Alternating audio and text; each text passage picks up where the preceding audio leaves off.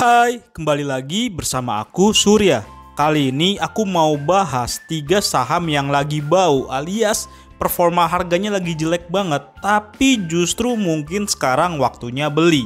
Pertama, saham ITMG. Ada beberapa perhatian di saham ITMG. Pertama, cadangan batu bara ITMG itu paling kecil dibandingkan dengan AADI dan PTBA.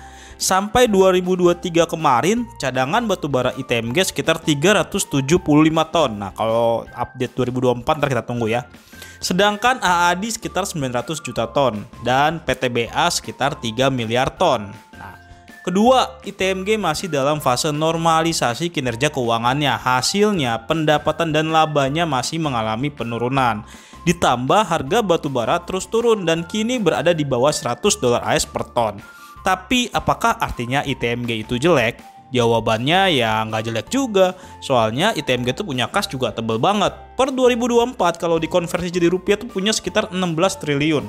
Dengan cash besar itu, ITMG punya buying power untuk akuisisi proyek terkait batubara maupun diversifikasi ke aset non batubara.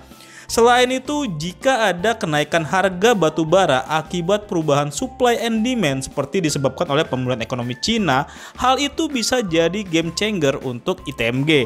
Apalagi ITMG juga dikenal sebagai emiten yang rutin bagi dividen besar. Seperti dividen dari tahun buku 2024 secara keseluruhan, ITMG itu menebar dividen sekitar 3.473 per saham dengan indikasi yield rata-rata sekitar 10%-an lah.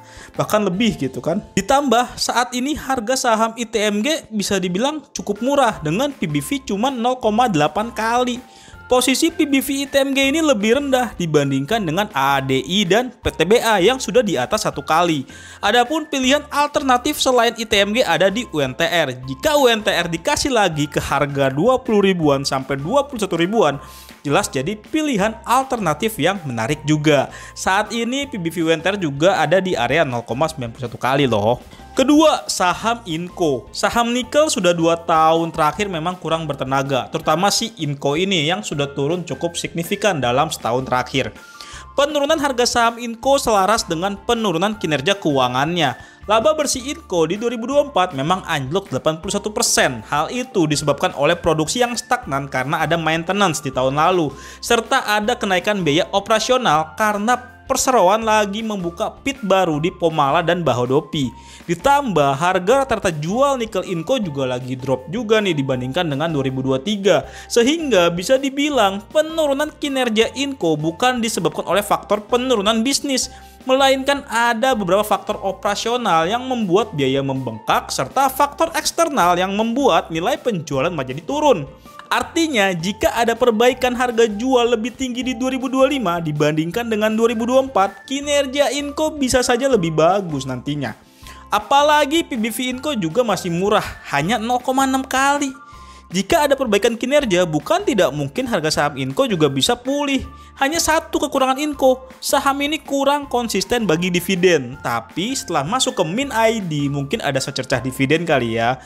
Alternatif selain Inco adalah NCKL. Hanya saja per 29 April 2025 saat video ini dibuat, harga NCKL udah naik-naik deket-deket 700. Sebenarnya masih murah dengan time frame jangka panjang, tapi agak beresiko karena kenaikan masif dalam jangka pendek. PBV NCKL juga sudah di atas 1 kali, yakni 1,46 kali. Ketiga, saham Tower. Sektor saham menara telekomunikasi ini juga lagi lesu dalam kurun waktu 2,5 tahun terakhir lah ya. Sentimennya mulai dari konsolidasi ISAT dan TRI yang bikin growth ekspansi sewa menara perusahaan telco jadi lebih efisien. Jadi stagnan lah gitu kan. Ditambah Excel dan Friend juga lagi proses konsolidasi merger di tahun ini. Sampai ada sentimen receh seperti keberadaan Starlink yang disebut membuat nggak butuh lagi tuh yang namanya BTS. Meski begitu, yang menarik dari Tower adalah mereka terus ekspansi. Meski utangnya jadi cukup besar, cuman masalah nggak tuh? Jawabannya ya nggak terlalu masalah. Karena dari segi bisnis memang tipe menara telekomunikasi ini butuh modal besar untuk ekspansi. Dan hasil ekspansinya itu belum langsung terasa saat itu juga. Memang tingkat debt to equity ratio-nya Tower jadi naik sampai 2,69 kali. Tapi kalau dilihat interest coverage ratio-nya masih di atas 2 kali. Ya walaupun yang lebih baik lagi di atas 3 kali ya, cuman ini masih lebih better dengan kondisi DR yang tinggi. Dan tipe model bisnisnya ini juga kontrak jangka panjang, sehingga pendapatannya cenderung stable. Serta perusahaan operator seluler akan butuh menara telco juga, nggak mungkin tiba-tiba putus kontrak. Spesialnya lagi nih, tower juga jadi pemain menara telekomunikasi dengan fiber optik yang terbesar.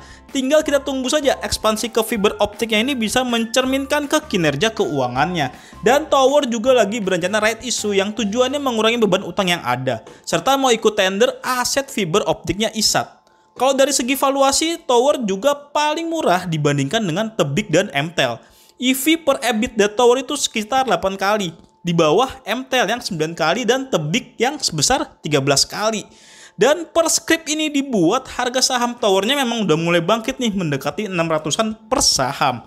Nah, alternatif dari tower yang bisa kamu pilih itu ada Telkom dan XL selaku operator seluler dan bisnis konglomerasi di bidang telekomunikasi yang sejauh ini valuasinya masih murah. Lalu, apakah ketiga saham ini bisa bangkit dan jadi multi-bagger? Kalau kamu mau detail ulasan pilihan saham value investing, growth investing, dividend investing, dan termasuk saham yang lagi bau banget tapi berpotensi bangkit, kamu bisa join Mikir Dividen karena kami akan terus sajikan update dan pilihan saham menarik setiap bulannya. Termasuk detail dari strategi seperti target price hingga area beli maksimal untuk keuntungan yang lebih optimal. Join sekarang dengan klik link di deskripsi ya. Sampai bertemu di grup diskusi saham Mikir Dividen bersama sekitar 500 investor saham lainnya. Sampai jumpa.